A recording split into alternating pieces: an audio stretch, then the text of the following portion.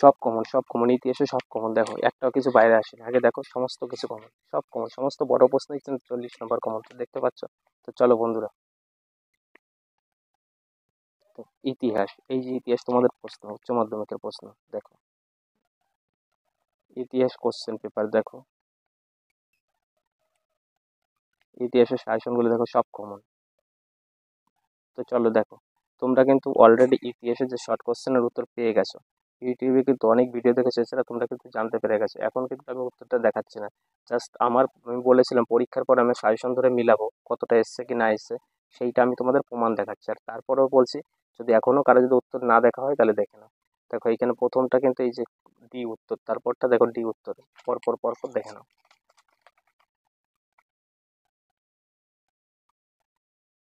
দেখো প্রত্যেকটা উত্তর আমি দাগিয়ে রেখেছি গোল গোল করে, তোমরা দেখে নাও। আর আমি কিছু কথা বলছি সেটা তোমরা মনোযোগ সহকারে শোনো। প্রিয় আমার উচ্চ মাধ্যমিক শিক্ষার্থী ভাই বোনেরা, দেখো তোমরা এই চ্যানেলটা এখন তোমাদের তোমাদের তোমাদের কাছে রিকোয়েস্ট করে বলছি, তোমরা তোমাদের ভাই বোন বন্ধু বান্ধব সকলের মধ্যে চ্যানেলটা শেয়ার করে দাও।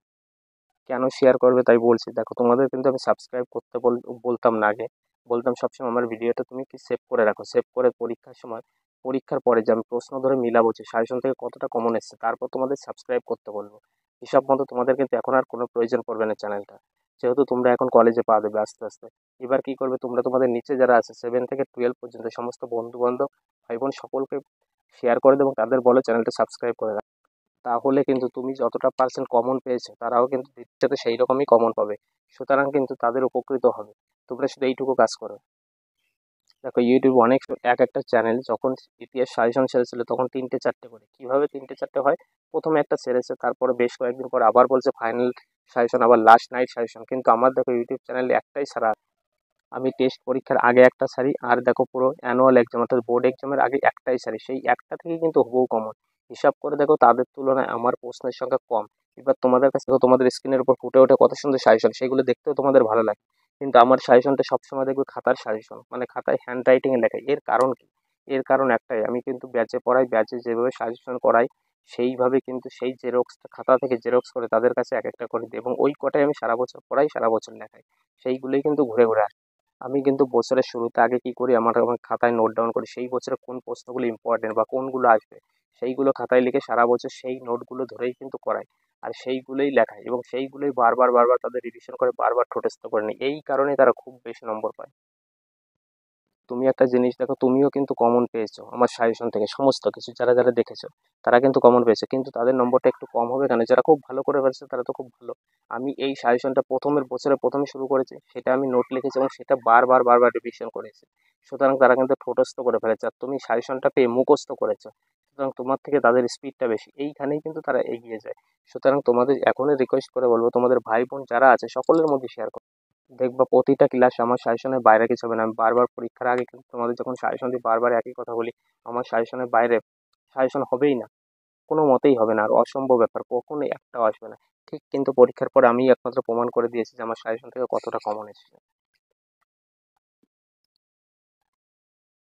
তো দেখো এইবার দেখো এই যে আমার সাজেশন, এইখানে দেখো সাজেশন কি, আমার সাজেশনের 2 নম্বর প্রশ্ন ছিল পেশাদারি ইতিহাস বলতে। দেখো আমার ভিডিওটা, সাজেশনের ভিডিও যারা দেখেছে ইতিহাসে, তারা দেখো সেইখানে ভিডিওটা করার সময় বলেছিলাম যে এই সাজেশনের বাইরে যদি একটা আসে তাহলে আমি পড়ানো ছেড়ে দেবো, ইউটিউব করা ছেড়ে দেবো, ঠিক তাই হয়েছিল। আর এইটা বলছিলাম পেশাদারি ইতিহাস এসে বসে আছে, না আসলে বলছিলাম তখনই বলতে পারো, বা যা তোমাদের ইচ্ছা হয় সেগুলো তোমরা বলতে পারো, সেটাও কিন্তু বলেছিলাম। তাহলে দেখো সেই প্রশ্নটাই এসছে, চলো আমি তোমাদের দেখাচ্ছি, শুধু প্রশ্ন দেখালে তো হবে না, খাতার সাজেশনটা মিলিয়ে দেখাচ্ছি।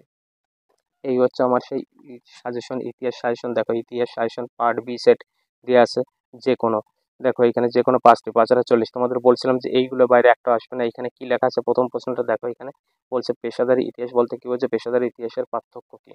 ঠিক এইখানে তোমাদের কি এসছে, পেশাদারি ইতিহাস বলতে কি বলছে, অপেশাদারি ইতিহাসের সঙ্গে পেশাদারি পার্থক্য কি। পরের প্রশ্নটা আছে পলাশির যুদ্ধ 1757 এবং বক্সার যুদ্ধ 1764 এর তাৎপর্য গুরুত্ব ব্যাখ্যা করো। এটা কত, এটা হচ্ছে 5-এর 5 নম্বর সাজেশনের এক্সট্রা যেটা আছে লেখা আছে। দেখো 5 নম্বর সাজেশনে এই যে এই প্রশ্নগুলো দেওয়ার পরে এখানে ব্র্যাকেটে লেখা দিয়েছিলাম এক্সট্রা, বক্সার যুদ্ধ পলাশির যুদ্ধের তুলনা, এবং সঙ্গে আরেকটা বলছিল ভূমি রাজস্ব ব্যবস্থা। তাহলে এইটা তোমরা কমন পেলে এইখান থেকে। এবার দেখো পরের প্রশ্ন আছে ক্যান্টন বাণিজ্য পথে, এই প্রশ্নটা একটুখানি ঘুরিয়ে আসছে, সাজেশনের থেকে ঘুরিয়ে আসছে বলে আমি এটা উল্লেখ করলাম না। তারপরের প্রশ্নটা দেখো, এখানে সমাজ সংস্কার হিসাবে রাজা রামমোহন রায়ের ভূমিকা, এটা কত, সাজেশনের 6 নম্বর। তো সাজেশনটা দেখো, সাজেশনের পৃষ্ঠা এটা।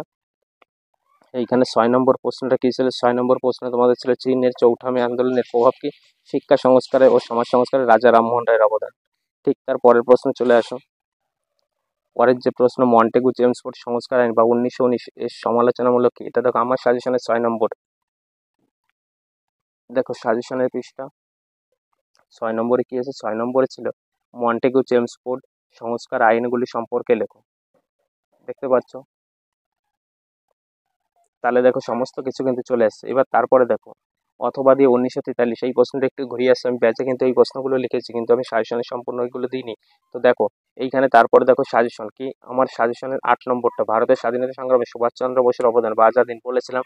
তাহলে সাজেশনটা দেখো, এই সাজেশনের 8 নম্বরে চলে আসো। কি আছে সাজেশনের 8 নম্বর? আছে স্বাধীনতা আন্দোলনে নেতাজি সুভাষচন্দ্র আজাদ হিন্দ বাহিনীর অবদান লেখো। এটা তোমাদের এত স্ট্রাক দিয়েছিলাম, বলছিলাম এটা পরীক্ষা আসবে আসবে আসবে, এসে বসে আছে, আমি এরকম বলছিলাম। দেখো সেইটাই। তারপরে দেখো কি আছে পরেরটা, দেখো এইটা কিউবার ক্ষেপণাস্ত্র, এবার সাজেশন আমি রাখিনি। এবার তারপর যেটা আছে সাজেশন, এটাও দেখো 8 নম্বর, কি বাংলাদেশের মুক্তিযুদ্ধের পরিচয় দাও। এটা দেখো অনেকে বলছিল আসবে না, কি জন্য? কারণ রিসেন্ট বাংলাদেশ নিয়ে একটা ঝামেলা, একটা উত্তেজিত বাংলাদেশ হয়ে গেছে, তাই অনেকে বলছিল যে এটা দেবে না, যেহেতু সম্পর্কে এই দেশের এরকম দেবে না। কিন্তু আমি তখন একটাই বলছিলাম, যেহেতু কি একটা আওয়াজ চলছে, একটা ঝুট ঝামেলা চলছে, সেহেতু এটা থাকবে কিন্তু পুরো 100%। অনেকে কিন্তু আমার এই প্রশ্নটা সাজেশন দেখে অ্যাভয়েড করে গেছে, তারা কমনে বলছে এটা এই বছর আসবে না। তখন বলছিল যেহেতু এই বছর গরম গরম হচ্ছে না, এই বছর আসবে না, পরের বছর আসবে। আমি তখনই বলেছিলাম না, এই বছরই আসবে। যারা আমার কথার শুনে বিশ্বাস করেছে, অর্থাৎ আমার সাজেশন পড়েছো, তারাই কিন্তু পেরেছে। দেখো 8 নম্বরটা কি আছে? দেখো এই যে 8 নম্বরটা কি ছিল? বাংলাদেশের মুক্তিযুদ্ধের পরিচয় দাও, এই যুদ্ধে মুজিবুর রহমানের ভূমিকা কি বা অথবা বঙ্গবন্ধুর অবদান। এটা দেখো এই যে 8 নম্বর এসছে। তাহলে দেখতে পাচ্ছ সম্পূর্ণভাবে কমন। তাহলে প্রিয় বন্ধুরা দেখো, প্রিয় ছাত্রছাত্রীরা, তোমরা কিন্তু সমস্ত কিছু কমন পেয়ে গেলে, যেমন শর্ট বর্ড সবকিছু কমন পেয়ে গেলে। আর একটা কথা দেখি, এই যে প্রশ্নগুলো তোমরা দেখতে পাচ্ছ না, এই যে প্রশ্নগুলো, এগুলো কিন্তু আমার স্টুডেন্টদের সমস্ত কিছু খাতায় লিখেছে। যারা আমার স্টুডেন্টরা এই ভিডিওটা দেখছে, তারা মিলিয়ে নাও সত্য বলছে কি মিথ্যা বলছে, তাহলেই বুঝতে পারবে। এই যে শর্টগুলো, বেশ তার জন্য এইগুলো আর পড়লাম না, আমি শুধু বটটা তোমাদের দেখাচ্ছি। কারণ যেহেতু ইউটিউবে আমি শর্ট আপলোড করিনি, শর্ট ভিডিওটা দিইনি, শর্ট ভিডিও সাজেশনগুলো দিইনি, তাই আমি ওটা দেখাচ্ছি না। তো এখন বলছি, তোমরা কি তোমাদের পরীক্ষাটা অলরেডি ভালো ভালো কেটে গেলে, আশা করি তোমরা খুব ভালো নম্বর পেয়ে কলেজে ভর্তি হবে, নতুন বছরে পাওয়া যাবে। এবার তোমাদের এই চ্যানেলটা থেকে তখন হয়তো তোমাদের কাজে লাগবে না, কিন্তু একটা কথা বলি, তুমি চ্যানেলটা সাবস্ক্রাইব করে রাখতে পারো, হয়তো তোমার ভাই বোন বন্ধু বান্ধবের শেয়ার করার জন্য অথবা তাদের শেখানোর জন্য তুমি এইখান থেকে অনেক ইনফরমেশন পেয়ে যাবে।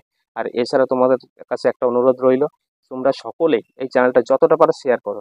7 থেকে 12 পর্যন্ত সমস্ত সাজেশন, ক্লাস নোট, এমনকি কোচিংয়ের সমস্ত কিছু, প্রশ্নপত্র, উত্তর, সাজেশন, এমনকি টিপস, অঙ্ক, ইংরেজি সবকিছু কিন্তু A to Z তুমি এই একটা চ্যানেলের মাধ্যমে পেয়ে যাবে। আর কতটা অথেন্টিক দেখতে পারছো, অনেকে কিন্তু যতগুলো দিয়েছে তার মধ্যে আসছে না, আর আমি যেটা বলছি আসবে আসবে সেটাই কিন্তু চলে আসছে। তো সুতরাং অথেন্টিক তোমরা পেয়ে যাবে। Best of luck.